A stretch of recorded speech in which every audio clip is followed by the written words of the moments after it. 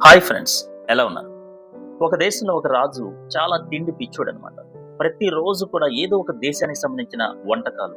ఒకరోజు మొఘలుల వంటకాలు, ఒకరోజు అరబ్ వంటకాలు, ఒకరోజు హిందువులకు సంబంధించిన నేపాల్ వంటకాలు. ఇలా ప్రతిరోజు కూడా ఆ దేశాల నుంచి షెఫ్‌లను తీసుకొనొచ్చి, వంట వాళ్ళని తీసుకొనొచ్చి డైలీ వండుకొని తినేవాడు. ఇలా ఒక 5, 6 నెలల తర్వాత ఏ వంటకం కూడా అతనికి టేస్ట్ అనేది తెలియట్లేదు.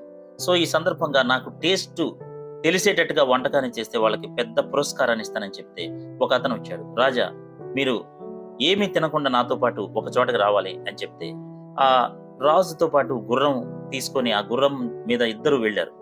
ఒక అడవి దగ్గరికి తీసుకెళ్లి చాలా దూరం నడిపించాడు. నడిపించి రాజా, మీరు ఇక్కడే వెయిట్ చేస్తూ ఉండండి. నేను లోపలికెళ్ళి వంటకం తీసుకొస్తానని చెప్పి లోపలికెళ్ళి ఆ బంగాళాదుంపలు, టమాటాలు కూర వండి ఆ కట్టెల పొయ్యి మీద తీసుకొచ్చి రాజుకు పెడితే, రాజు మిట్ట మధ్యాహ్నం 3:30 గంటలకి సోయి పడిపోయి తిని, చాలా బావుందయ్యా!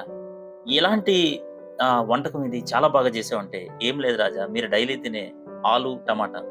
కానీ మీరు బాగా నడిచి అలసిపోయి ఆకలితో తిన్నారు కాబట్టి ఇది చాలా బాగుంది.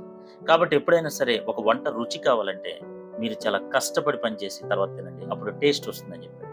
కాబట్టి ఫ్రెండ్స్, మనం కూడా కష్టపడి పనిచేసి తిని ఆరోగ్యాన్ని పొందుకుందాం. Thank you so much.